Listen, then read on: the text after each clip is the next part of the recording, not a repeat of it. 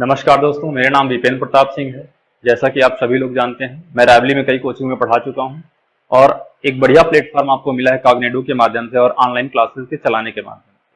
तो इस समय मैं भारतीय राज्य व्यवस्था का टॉपिक डिले करने जा रहा हूं और ये टॉपिक जो डिस्कस करूंगा इसमें सिलेबस में क्या क्या होगा ये चीजें मैं आपको बता देना चाहता हूँ। और इससे जो आपके आने वाली एग्जाम परीक्षाएं होंगी उसमें कोई भी क्वेश्चन इससे बाहर नहीं जाएगा और जितना कुछ पढ़ाया जाएगा सब कुछ एग्जाम ओरिएंटेड होगा। सबसे पहला टॉपिक हम डिस्कस करेंगे हिस्टोरिकल बैकग्राउंड, अर्थात भारत का संवैधानिक इतिहास क्या है। उसके बाद दूसरा टॉपिक हो जाएगा प्रस्तावना, प्रियम्बल के बारे में सारे क्वेश्चन होंगे, उनको हम डिले करेंगे, डिस्कस करेंगे और पढ़ाने का प्रयास करेंगे। तीसरा टॉपिक अपना हो जाएगा संघ एवं इसका राज्य क्षेत्र हो जाएगा। फिर अगला टॉपिक हो जाएगा सिटीजनशिप अर्थात नागरिकता हो जाएगी। उसके बाद जो अगला टॉपिक आता है पांचवा अपना मोस्ट इंपॉर्टेंट थिंग यानी हार्ट ऑफ द पॉलिटी कह सकते हैं, सबसे बढ़िया टॉपिक होता है जिसका नाम है फंडामेंटल राइट अर्थात मौलिक अधिकार। उसके बाद अगला टॉपिक आ जाएगा directive principle of state policy अर्थात राज्य के नीति निदेशक तत्व, जो कि बहुत ही इंपॉर्टेंट टॉपिक होता है। इससे भी नंबर ऑफ क्वेश्चन बहुत एग्जाम में आते हैं। अगला टॉपिक हो जाएगा मौलिक कर्तव्य फंडामेंटल ड्यूटीज। फंडामेंटल ड्यूटीज एक बहुत ही मोस्ट इंपॉर्टेंट और बहुत ही बढ़िया टॉपिक है दोस्तों। उसके बाद फिर आ जाते हैं सेंट्रल गवर्नमेंट अर्थात केंद्र सरकार, फिर स्टेट गवर्नमेंट अर्थात राज्य सरकार और उसके बाद आ जाते हैं लोकल गवर्नमेंट अर्थात स्थानीय सरकार। सबसे लास्ट में और वेरी इंपॉर्टेंट टॉपिक है कॉन्स्टिट्यूशनल बॉडीज अर्थात संवैधानिक कितने निकाय हैं।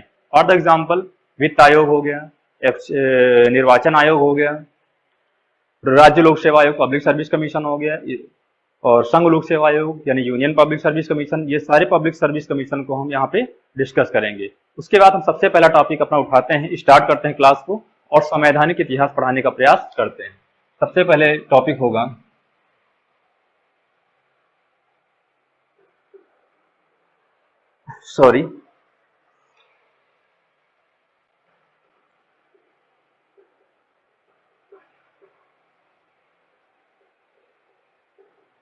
संवैधानिक इतिहास यानी भारतीय संविधान का संवैधानिक इतिहास क्या है। किसी भी चीज का संविधान पढ़ने से पहले, किसी भी देश का संविधान पढ़ने से पहले हमें इस बात की जानकारी होनी चाहिए कि हम जिस देश का संविधान पढ़ने जा रहे हैं उस देश का संविधान किसी एक दिन में बनके तैयार नहीं हुआ होगा।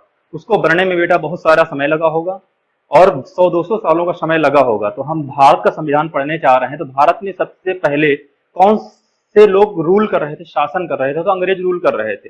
और अंग्रेज जब रूल कर रहे थे, शासन कर रहे थे, तो ये अचानक सत्ता में नहीं आए होंगे। सत्ता में आने से पहले ये व्यापारी बन के आए थे, ईस्ट इंडिया कंपनी आई थी, सभी लोग जानते हैं। हम स्टार्ट करते हैं प्लासी के युद्ध से। 1757 में इन्होंने प्लासी का युद्ध जीता। तब तक ये व्यापारी थे, शासन करने के मूड में नहीं आए थे। उसके बाद 6 सालों बाद एक और युद्ध जीतते हैं जिसका नाम होता है बक्सर का युद्ध। 22 अक्टूबर 1763 ईस्वी को 64 ईस्वी को एक युद्ध जीतते हैं जिसका नाम होता है बक्सर का युद्ध। उसके बाद इनके मूड में आ गया कि यहाँ के लोग इतने निकम्मे हैं कि इनके शासन करना बहुत ही आसान काम है, अब यहाँ व्यापार के अलावा शासन भी कर सकते हैं। उसके ठीक 9 साल बाद इन्होंने एक एक्ट लाया जिसका नाम है 1773 ईस्वी का रेगुलेटिंग एक्ट। हम वहीं से पढ़ना स्टार्ट करते हैं। बहुत सारे नंबर ऑफ क्वेश्चन वहां से आते हैं। जितनी भी पढ़ाई बेटा आपकी की जाएगी वो एग्जाम ओरिएंटेड होगी। बस आप लोग मस्त से पढ़ाई करिए, जितना भी समस्या है वो हम लोगों को लेने दीजिए और जो भी समस्या आपकी आती है वो कमेंट बॉक्स में डाल सकते हैं। ठीक, अब स्टार्ट करते हैं पहली हेडिंग।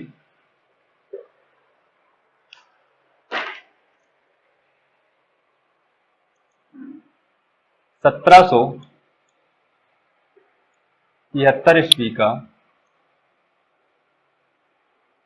Regulating act. इस एक्ट में सबसे मोस्ट इंपॉर्टेंट बात होगी, सबसे पहला पॉइंट हम यहां से डिस्कस कर लेते हैं।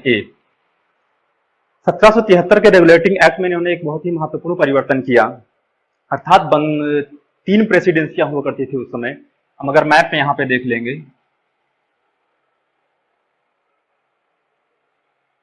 ये पड़ जाता है बंगाल बेटा,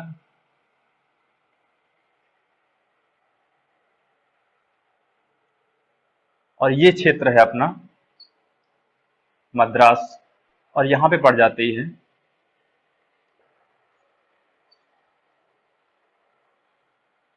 बंबई। यानी 3 प्रेसिडेंसियां हुआ करती थी, इसका नाम बंबई प्रेसिडेंसी, बंगाल प्रेसिडेंसी और मद्रास प्रेसिडेंसी।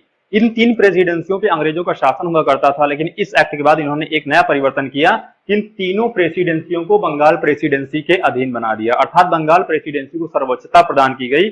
अब इन तीनों प्रेसिडेंसियों को कोई भी निर्णय लेना, बंबई को लेना हो, चाहे मद्रास को लेना हो, चाहे बंगाल को लेना हो, इन तीनों को अगर कोई भी निर्णय लेना है तो बंगाल प्रेसिडेंसी के ही अधीन निर्णय लेंगे, अकेले इंडिविजुअल कोई भी निर्णय लेने में सक्षम नहीं होंगे। सबसे पहला परिवर्तन क्या किया, बंगाल प्रेसिडेंसी को सर्वोच्चता प्रदान की गई। यहाँ पे हम पॉइंट बताते चलते हैं, आप इसका लिखते चलना, नोट करते चलिए। सबसे पहला पॉइंट, बंगाल प्रेसिडेंसी को तीनों प्रेसिडेंसी में सर्वोच्चता प्रदान की गई, अर्थात तीनों प्रेसिडेंसियों को बंगाल प्रेसिडेंसी के अधीन बना दिया गया। और उसके अलावा एक परिवर्तन और किया गया, अब जब सर्वोच्चता प्रदान कर दी गई तो बंगाल के गवर्नर का पद समाप्त करके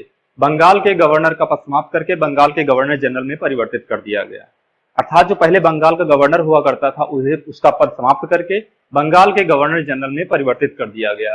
अर्थात बंगाल का गवर्नर का पद होगा डीजी और इसका नाम परिवर्तित करके किसमें कर दिया गया बेटा, बंगाल के गवर्नर जनरल में। जो यहाँ का बंगाल का गवर्नर था इसका पद समाप्त किया गया, व्यक्ति नहीं बदलेगा, जो व्यक्ति है व्यक्ति वही रहेगा, केवल पद में परिवर्तन किया गया है। तो बंगाल के गवर्नर का पद समाप्त किया गया और बंगाल के गवर्नर जनरल में परिवर्तित कर दिया गया। याद कैसे करना है, जो यहाँ का अंतिम होगा, अर्थात जो बंगाल का अंतिम गवर्नर होगा वही बंगाल का प्रथम गवर्नर जनरल होगा। जो बंगाल का अंतिम गवर्नर होगा बेटा वही बंगाल का प्रथम गवर्नर जनरल होगा, जिसका नाम होगा वारेन हेस्टिंग। व्यक्ति बदला है, पद परिवर्तित हुआ है, व्यक्ति के परिवर्तन नहीं हुआ है, अर्थात वारेन हेस्टिंग्स।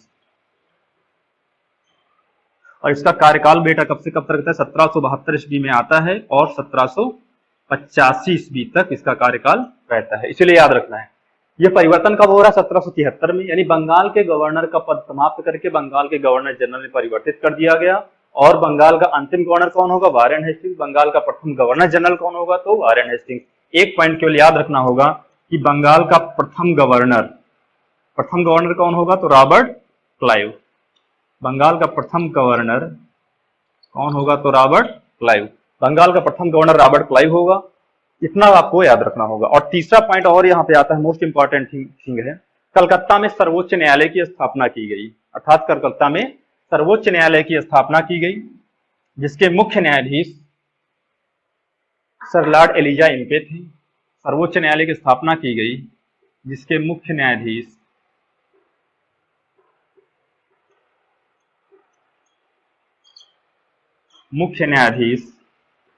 सर लॉर्ड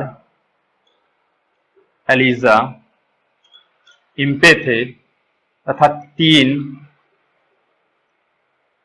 अन्य न्यायाधीश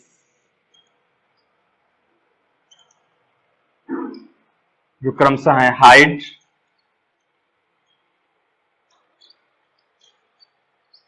लेमेस्टेयर एवं चैम्बर्स।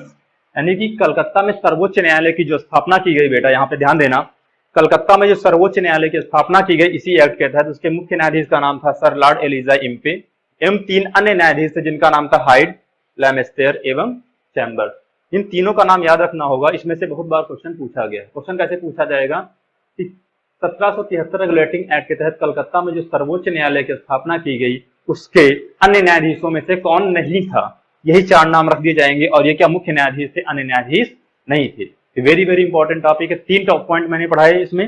पहला परिवर्तन क्या किया गया, बंगाल के तीनों प्रेसिडेंसियों को बंगाल प्रेसिडेंसी के अधीन बना दिया गया। दूसरा परिवर्तन, बंगाल के गवर्नर का पद समाप्त करके बंगाल के गवर्नर जनरल में परिवर्तित कर दिया गया। तीसरा पॉइंट, कलकत्ता में सर्वोच्च न्यायालय की स्थापना की गई जिसके बेटा मुख्य न्यायाधीश सर लॉर्ड एलिजा इम्पे थे एवं 3 अन्य न्यायाधीश हाइड, लेमेस्टर एवं चैम्बर्स। ठीक, ये यहीं पे समाप्त होता है और बस एग्जाम ओरिएंटेड ही आपको पढ़ाया जाएगा। जितने इंपॉर्टेंट पॉइंट हैं वही आपको डिस्कस किए जाएंगे। अगला पॉइंट आ जाता है, यहाँ पे एक्ट आ जाता है 1784 का पिट्स इंडिया एक्ट। 1784 का Pitt's India act.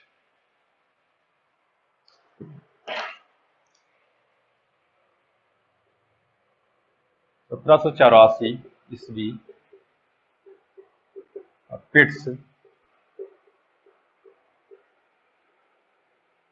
India act. Writing थोड़ी खराब है, आप लोग समझ लेना। 1784 ईस्वी के पिट्स इंडिया एक्ट में पहली बार भारत में दोहरे शासन की शुरुआत की गई। इसके पहले भारत में कभी भी दोहरे शासन की शुरुआत नहीं की गई थी। तो भारत में सबसे पहले दोहरे शासन की शुरुआत कब की गई, 1784 के पिट्स इंडिया एक्ट में की गई। और इसमें कोर्ट ऑफ डायरेक्टरी जो था वो व्यापारिक मामलों की देखभाल करता था। एक अलग निकाय की स्थापना की गई जिसका नाम था बोर्ड ऑफ कंट्रोल, जो कि राजनीतिक मामलों की देखभाल करता था। याद कैसे करना है, बोर्ड ऑफ कंट्रोल अर्थात कंट्रोल करना है, किसको करना है, पावर को। पावर कहां होती है, पॉलिटिक्स में होती है, अर्थात राजनीति में होती है। तो बोर्ड ऑफ कंट्रोल किसकी देखभाल करेगा, कंट्रोल करेगा पावर को। पावर कहां है, पॉलिटिक्स यानी राजनीति में। तो बोर्ड ऑफ कंट्रोल राजनीतिक मामलों की देखभाल करेगा बेटा, और कोर्ट ऑफ डायरेक्टरी व्यापारिक मामलों की देखभाल करेगा। बस एक ही सिंगल पॉइंट इसमें आपको याद रखना होगा। अगले एक्ट पे आ जाते हैं जिसका नाम यहाँ पे हो जाता है 1784 के बाद सीधे हम 1792 का भारत शासन अधिनियम।